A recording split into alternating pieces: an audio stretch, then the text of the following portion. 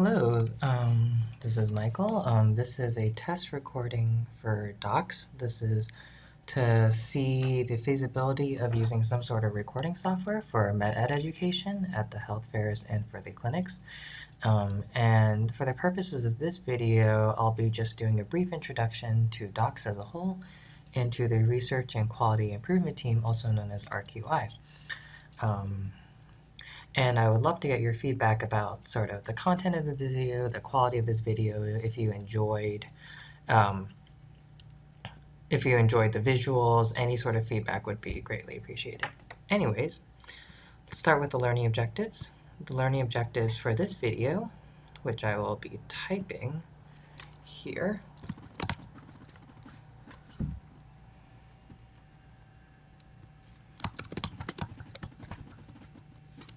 are 1, to learn more about docs as a whole, and 2, learn more about the Research and Quality Improvement Team, also known as the RQI team.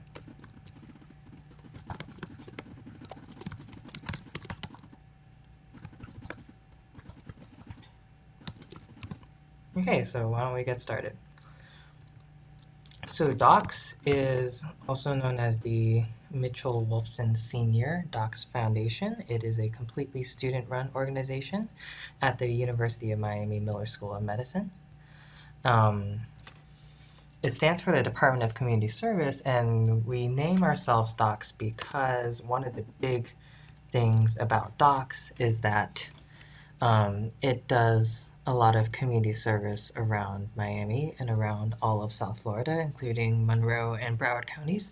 So there's two big components of DOCS. We have our health fairs, and then we have our clinics. And both of these are completely free. They're meant to serve underserved populations throughout South Florida. The clinics in particular are meant to serve mostly people who are uninsured, and I'll get into that later. The health fairs, which we have many health fairs, they are meant to be screening health fairs for people who otherwise might not have access to the normal healthcare system. And I'll get into sort of the services that we offer first. So let's go into location first. So health fair locations, we have a number of health fairs. I can't remember exactly how many, but they range from everywhere from Fort Lauderdale, which is where our Light of the World Healthcare is based in, to the Keys. We have 3 health fairs in the Keys. And then we have health fairs throughout Miami-Dade. We have one in Little Haiti. We have one in Hialeah. We have one in West Kendall. We have one in South Dade. And I'm not going to go into all the health fair locations, mostly because I can't remember them off the top of my head, but we offer a number of health fairs, and these are usually annual health fairs, where we usually partner with other organizations that can also offer services at these health fairs. And services that we offer include things like glucose screenings, so we can get their labs actually done on site. We can actually instantaneously check things like cholesterol and sugar levels.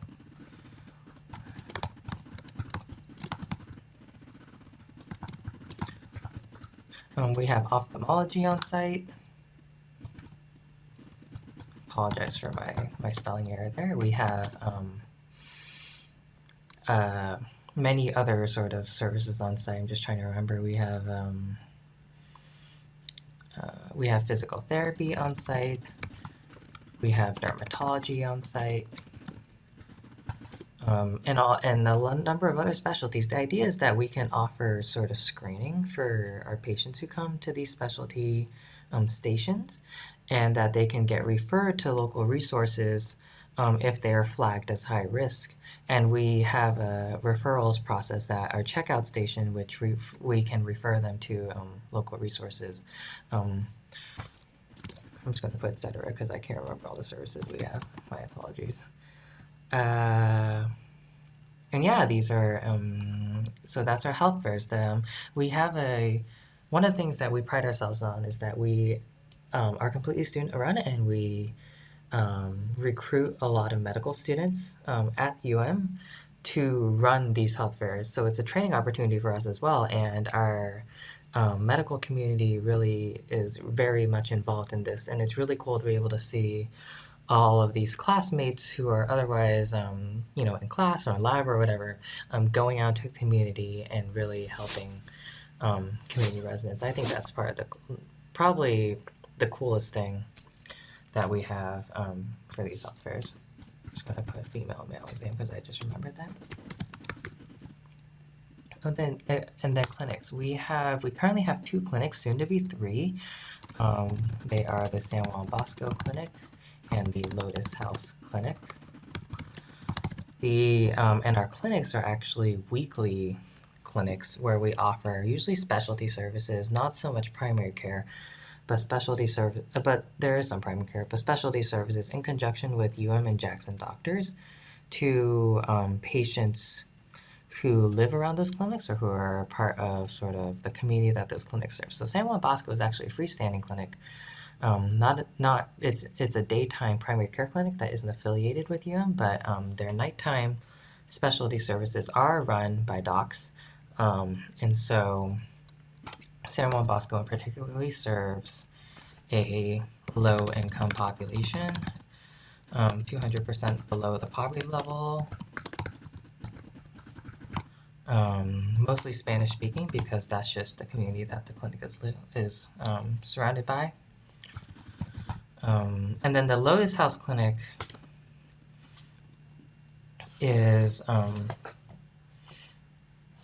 serves mostly a female population that are victims of things like domestic violence. And Lotus House actually is a freestanding shelter. And so a lot of the patients at the Lotus House Clinic are shelter residents, so people who, and they're pretty much all females who are victims of many situations, not just domestic violence. So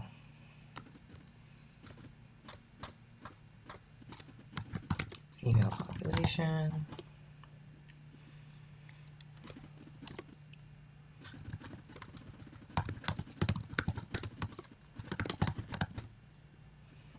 And then our third clinic, which we're actually opening up very soon, is at the Idea Needle Exchange. So the Idea Needle Exchange is actually Florida's first needle exchange for drug abusers. It's a needle exchange clinic. It's actually, it's the first in Florida. Miami-Dade actually has the highest rates of HIV in the country, and our heroin and other drug abuse rates are soaring. So the Idea Needle Exchange is where users can come and exchange old needles for new needles. And the idea is that by using clean needles, overabuse can actually be curbed a little, and the clean needles will actually lead to less infections and less other things, infections. It's just cleaner. It's more sanitary. So users will be healthier. It also helps us, I guess, us in the medical community get to know exactly who's using. So it's a pathway of communication as well. It also serves as a resource for anyone who's looking for help. It's really just a cool place. Anyways, the Idea Needle Exchange is opening up a clinic that docs will be running, and this is completely new, so there's very little details on that. But the idea is to offer very basic services as well as sort of referral services to anyone who needs it, who walks into the exchange.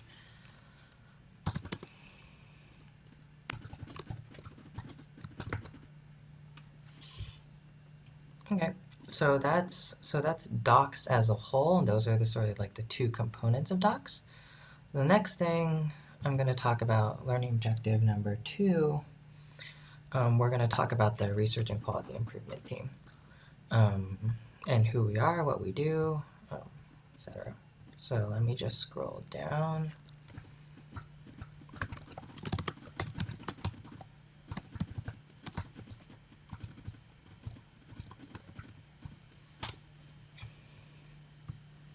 So the research and quality improvement team is part of Docs. We are essentially the data nerds, the data analysts for Docs, and we also come up a lot of with the new initiatives for Docs.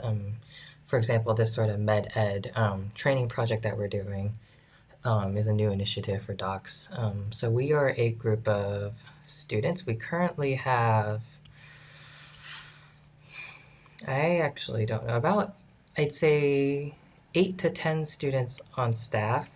We liaison with all of our health fairs and all of our clinics, and we try to assist in any way that we can. Um, each of which sort of has their own unique needs.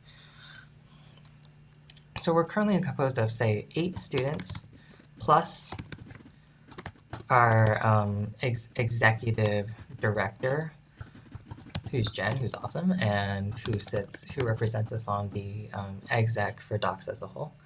And then we have an assistant director as well, who is an MS3, who also represents us there. And then sometimes at our meetings, we will also have the new initiatives coordinators for Docs. Initiatives. And the checkouts coordinator.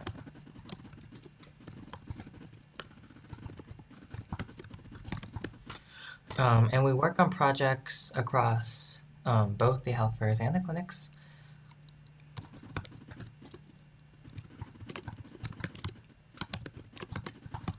And I'm just going to give just a couple of examples of what we've been working on for the past school year, the 2016 to 2017 school year, and what we will be working on, and sort of long-term projects for the 2017-2018 school year.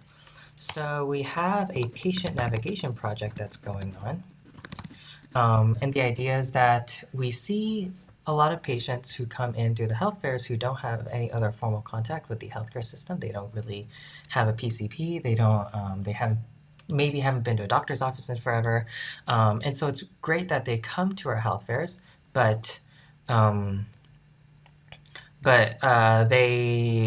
can't offer everything we have at our health fairs. And so at the health fairs, it's a screening health fair, so we can flag them as high risk or low risk, or medium risk. And if they are flagged as high risk, we try to follow up with them. This is where patient navigation comes in. We have a set of medical students and also public health students and other students other people who are essentially a contact for our high-risk patients who will contact and find local resources.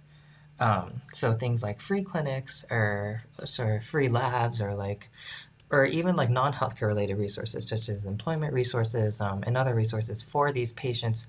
And they are sort of like their helper or their like contact, like their medical contact, and they can also provide medical advice too.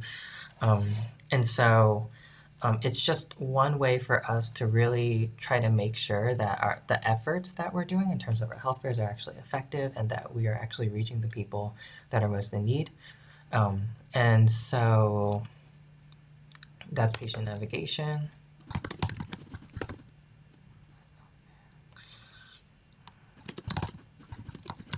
And they usually follow them up for a couple of months.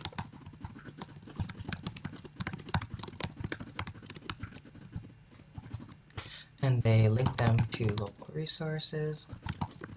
And depending on the situation, might also book appointments for those patients and might also intervene in other ways for those patients.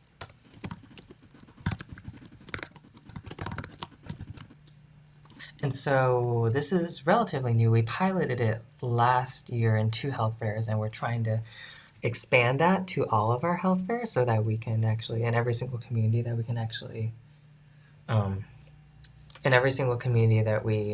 whether we have health fairs and we can sort of look at all the high-risk patients and do this. But so this is one of our biggest projects that we're going to be working on for the upcoming year, and we're hoping to make this sort of like an integral part of Docs so that in the future this isn't like an RQI project, this is Docs sort of deal. So that's really cool. The second project I'm going to talk about is actually the project that this video is a part of, the medical education student project. We don't really have a formal name.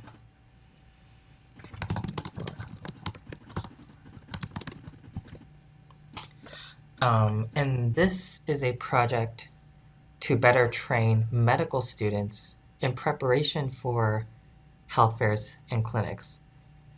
And that's a little confusing. So basically what happens right now is so medical students can sign up for which station they want to volunteer at a health fair, or they can sign up for any open spot at a clinic.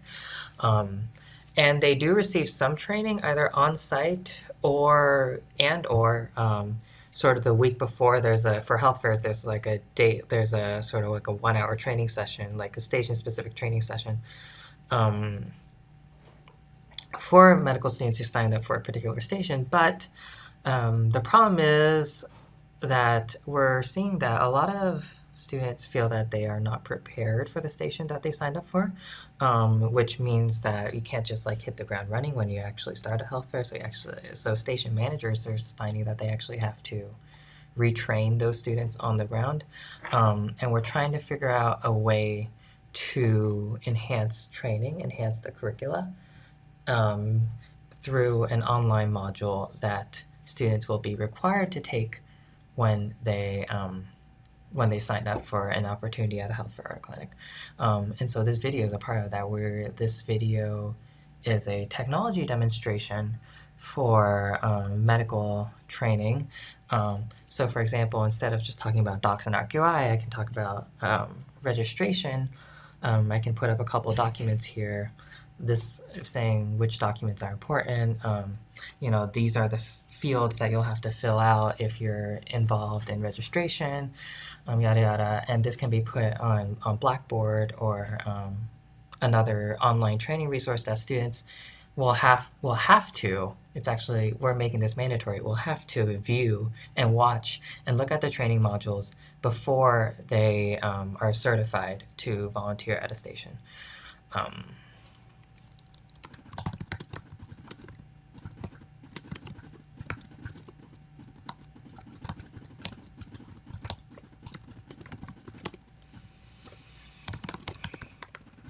And the same concept applies for our clinics as well.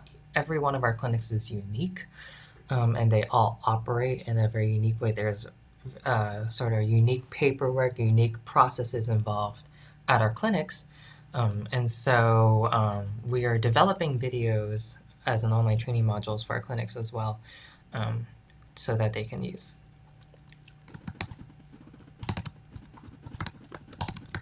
So things like specific paperwork to fill out. Our clinics use different EHRs, so how to use the EHR, electronic health records, specific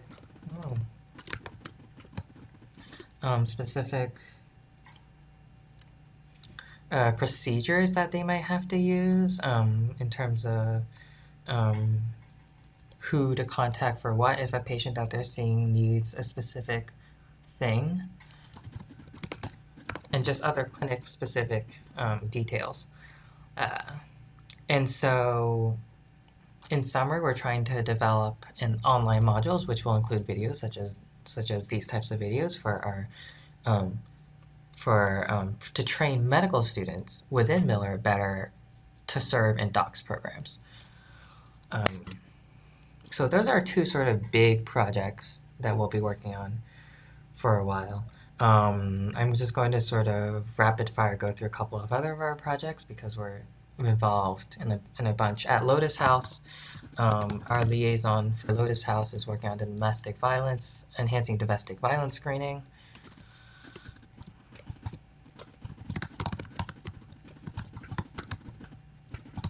At SJB, our San Juan Bosco Clinic, we are working on introducing maps and resources to better understand our community, and to the community that the clinic serves, and to provide sort of resources for patients that are individualized resources for patients, things like employment resources, English language learning resources, etc., for any patient. So essentially we're trying to become more than like a place just for them to seek help out. We're trying to become like a better resource for them, and we're using GIS technology to do this.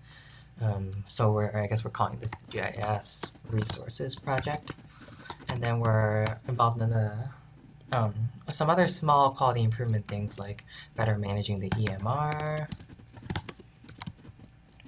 and keeping track of patient records, sort of thing.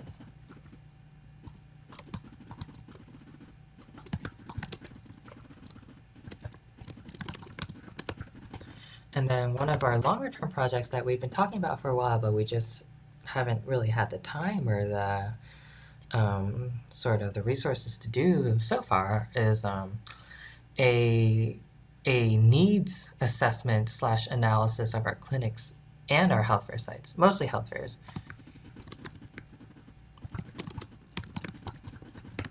where we first look at sort of across all 3 counties where we operate, Broward, Miami-Dade, and Monroe, and see if there are communities that we're not reaching.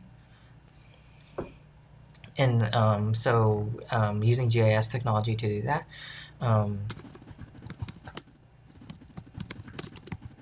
Looking at the communities that we are serving in our current health fair sites and seeing if they're actually where we want to be.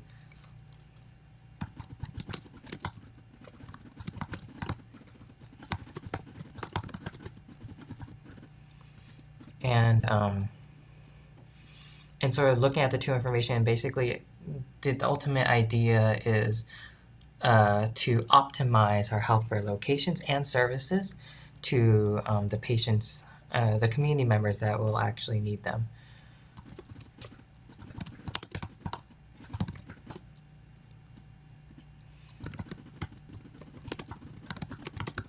So this is very much like a long-term project that we're working on. It involves looking through past patient data that we've collected over the years,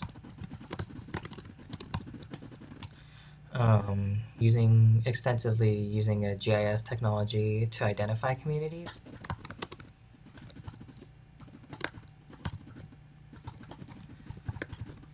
Comparing patient data with publicly available census data on things like socioeconomic indicators, uninsurance rates, unemployment rates, that sort of thing.